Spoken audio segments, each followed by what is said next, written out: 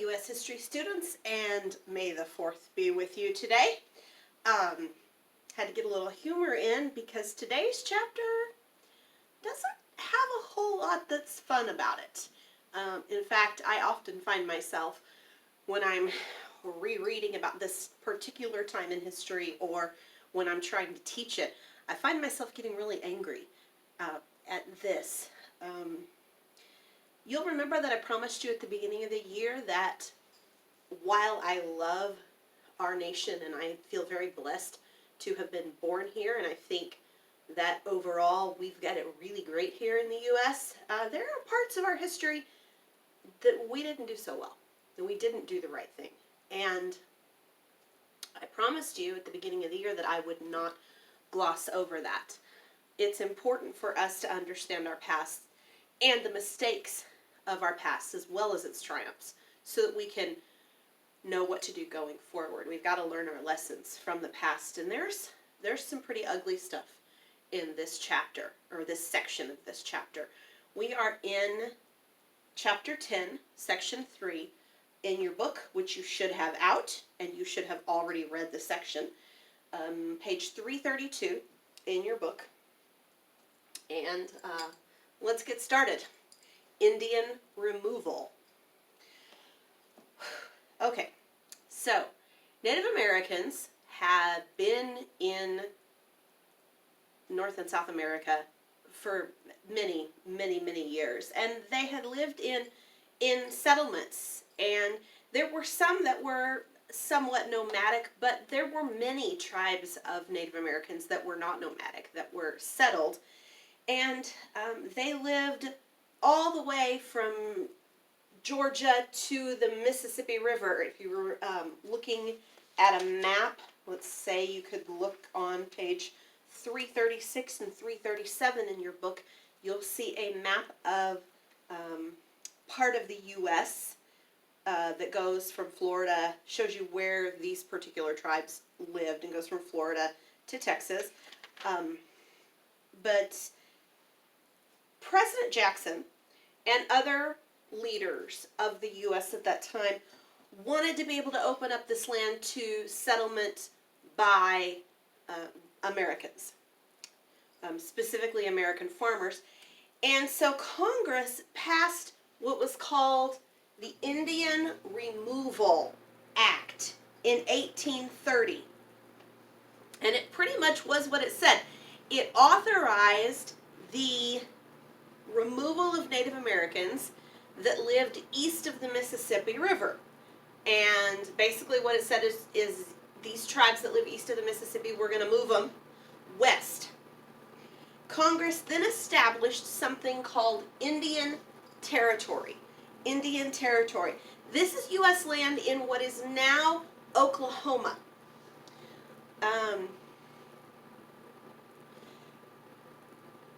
Well, we'll get to that. They established that the Indian Territory in Oklahoma, and their plan was to move Native Americans from their homes in the southeast, which by the way was really great, fertile, wonderful farmland, to Oklahoma. If you know anything about Oklahoma, there are some really beautiful parts of Oklahoma, but Oklahoma is not as fit for farming as the southeast was, at least not the way those Native Americans were used to doing it. It was very different kind of land. There were supporters of the plan. John C. Calhoun was one of them. And one of the things that Calhoun said was, one of the greatest evils to which they are subject is that incessant pressure of our population.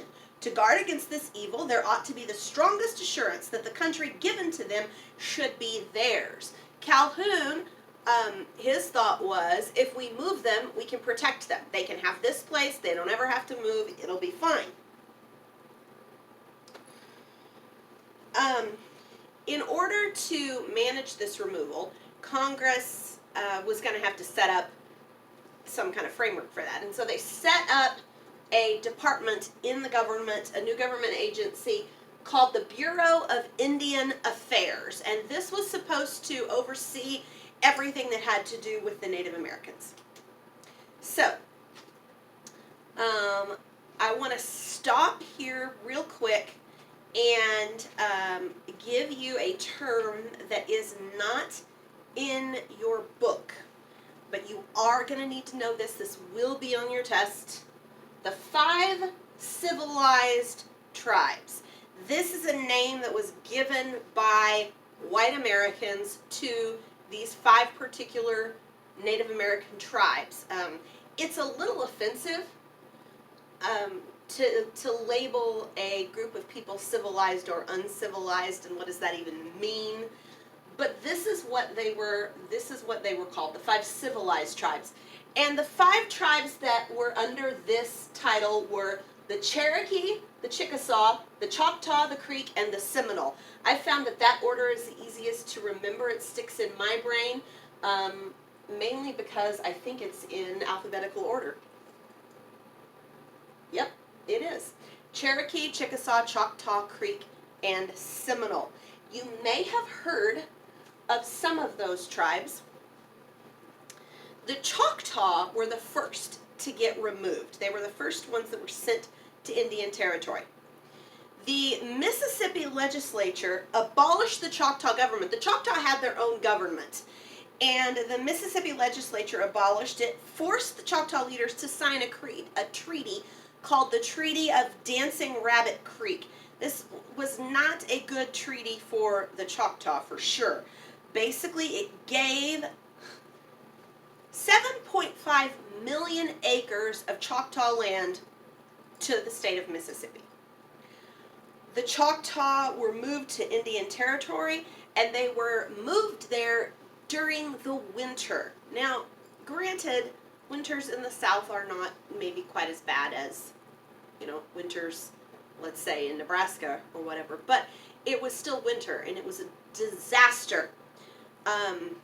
For instance, the people, the federal officials that were in charge of this removal did not provide enough supplies or enough food to the Choctaw Indians. So we're going to force you to leave your land, and oh, by the way, we're not going to give you enough supplies to make the trip.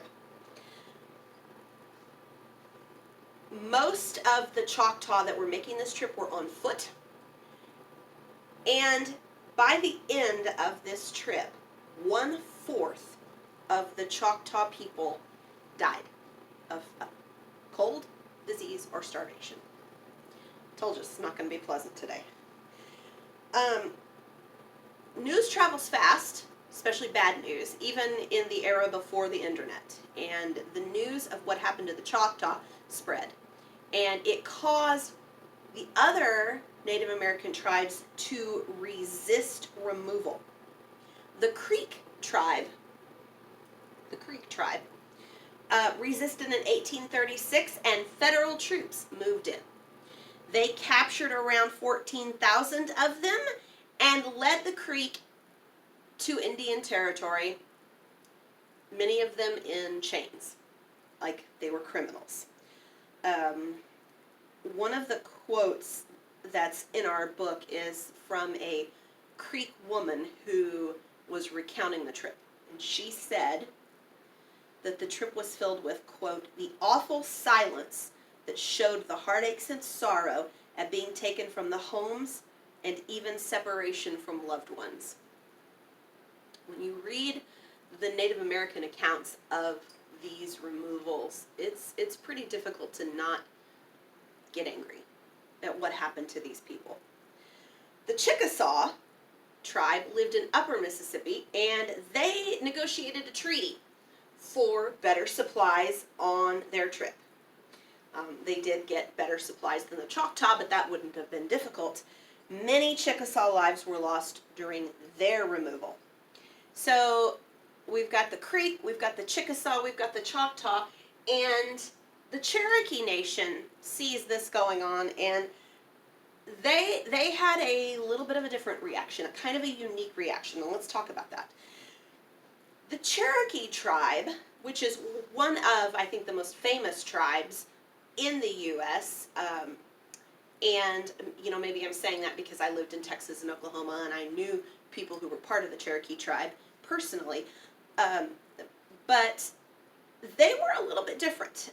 They thought that they could prevent conflicts by adopting the culture of the white people. Okay, they're here, we can't fight them. Let's become like them. They invited missionaries to set up schools so that Cherokee youth could learn to read and write in English. The Cherokee developed their own government and modeled it after the U.S. Constitution. They had an election system, they had a bicameral council, they had a court system, and they had this all head up by a principal chief. So they were actually trying to work within the U.S. System, trying to say, look, we're like you, and we're not, we don't need to be moved. There was a Cherokee named Sequoyah. Sequoyah was very, very important because what he did was he created a Cherokee alphabet. If you want to know more about Sequoyah, I highly encourage you to look him up and to find out more about him because he's a fascinating man and he was a brilliant man. He used 86 different symbols to represent the Cherokee syllables. So each symbol represented a syllable. And he created this writing system for the Cherokee language, which was actually a very complex and advanced language. In 1828, the Cherokee actually began publishing a newspaper, and that newspaper was published in both English and in Cherokee. It's pretty cool. However, this adoption of white culture did not protect the Cherokee, and it did not stop the U.S. government. And here's why. Because gold was discovered on Cherokee land in Georgia.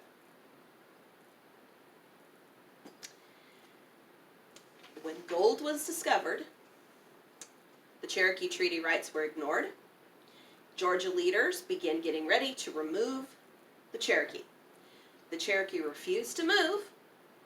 The Georgia militia began attacking Cherokee towns, and in response, the Cherokee Nation sued the state of Georgia. I want to take a moment now to talk about a person who is not mentioned by name in your book, but you need to know who he is. Chief John Ross. He's actually after Worcester versus Georgia, but I'm going to go ahead and talk about him now. Chief John Ross. It's actually kind of interesting. I went to college with a young man named Jeff Ross, who is Chief John Ross's fourth great grandson. And he grew up in Oklahoma. So John Ross, I'm going to read a little bit about John Ross for you. And mainly what you need to know is that he was the elected chief of the Cherokee Nation and that he was involved in suing the state of Georgia. John Ross was born in 1790 in Alabama, the son of a Cherokee Scotswoman and a Scots father. Appointed Indian agent to the Western Cherokee, he served in Arkansas and fought against the Creek at the Battle of Horseshoe Bend. He developed a plantation worked by slaves, established a ferry and a trading firm, and became one of the richest men in northern Georgia. Ross rose to the presidency of the Cherokee National Council through his English language skills and diplomatic abilities. Convinced of his nation's opposition to removal to Oklahoma Territory, he petitioned Congress with tribal grievances in 1824 and was elevated to principal chief in 1827. After negotiations with the government failed, Ross led the Cherokee to file suit before the U.S. Supreme Court. Its decisions affirmed tribal sovereignty but set the precedent for the domestic dependent status of Indian nations. That paved the way for the disastrous federal Indian policies to come. In 1838, those Cherokee who had not voluntarily moved to Oklahoma were forced to do so, and Ross led them there. He fought for Cherokee neutrality in the Civil War, but sided with the South when the tribe failed to achieve a consensus. The Union Army invaded the Cherokee in 1862, and the Confederates abandoned their Cherokee allies. Ross lived in Washington from 1862 to 1865, advocating for his tribe with minimal success. He died in 1866. John Ross spent his life advocating for his people and working for them. So let's talk about one of the things that he was involved in. In 1832, the Supreme Court, under the leadership of John Marshall, you recognize him, ruled in the Cherokee's favor. The name of the case was Worcester versus Georgia, and the court ruled that the Cherokee Nation was a distinct community in which the laws of Georgia had no force. John Marshall, in his opinion, said, you can't do this to them. The court stated that only the federal government, not the states, had authority over Native Americans. Georgia ignored the Supreme Court's order. President Jackson took no action to make Georgia follow the ruling. In fact, one of the things that President Jackson said was, John Marshall has made his decision, now let him enforce it.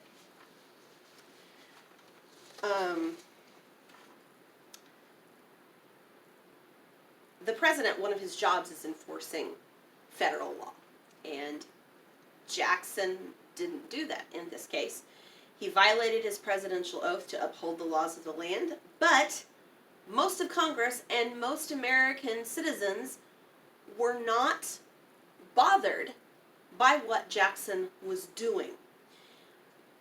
In the spring of 1838, U.S. troops began to remove the Cherokee to Indian Territory. Some of them escaped, hid out in the mountains of North Carolina. Once the Cherokee were moved, the state of Georgia took their businesses, their farms, and their property. Remember that the Cherokee had towns and cities. They had a newspaper.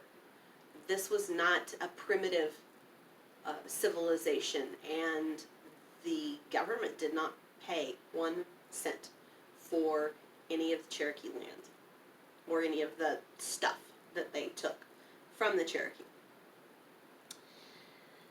This ended up being an 800-mile forced march, and that has become known as the Trail of Tears. It's kind of a dramatic name, but it's really appropriate. The Cherokee suffered from disease, hunger, harsh weather, anything you can imagine, and almost 1/4 of the 18,000 Cherokee died on that march to Oklahoma. Again, 1/4 of the Cherokee died on that march. On page 334, you can look at a couple of primary source accounts of the Trail of Tears. And I would like for you to take some time to look at that.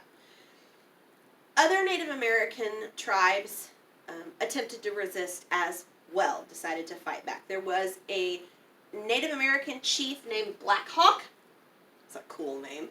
Chief Black Hawk was a leader of the Fox and Sauk Indians, and he led his people in a fight to protect their land up in Illinois. By 1832, the Sauk were running out of food and supplies, and by 1850, they were forced to leave. In Florida, another one of the 5 civilized tribes, the Seminole, they were forced to sign a removal treaty, and their followers decided to ignore it. There was a Seminole leader named Osceola who basically said, Seminole, we need to resist. We need to resist with force. And his call to arms began the Second Seminole War. Osceola was captured, died in prison. His followers continued to fight, and around 4,000 Seminole were removed from Florida, and many others, of course, killed because war is expensive, and one of the most expensive things it costs is life. Eventually, U.S. officials decided to give up the fight against the Seminoles, even though they were able to remove about 4,000 of them. There are still groups of Seminole that had resisted removal, and there are groups of Seminole descendants that live in Florida today. I want you to look at page 336 and 337. The U.S. government's history of treaties with Native Americans is not a good one. The government made promises and then reneged on them.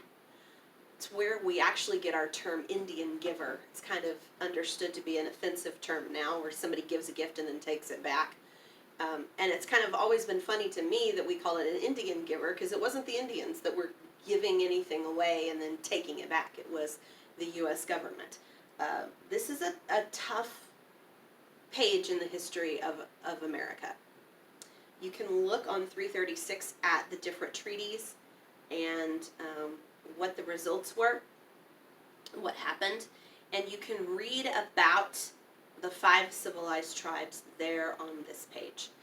And that brings our chapter 10 to a close. You should have your study guide completed because that was what you were taking notes on this time around. And so be sure to review your notes, be sure to reread chapters 9 and 10, and once you are ready for the test, send me an email and I will send you the test. If I don't hear from you by Thursday, I'll send the test out to everybody then. And have a great week.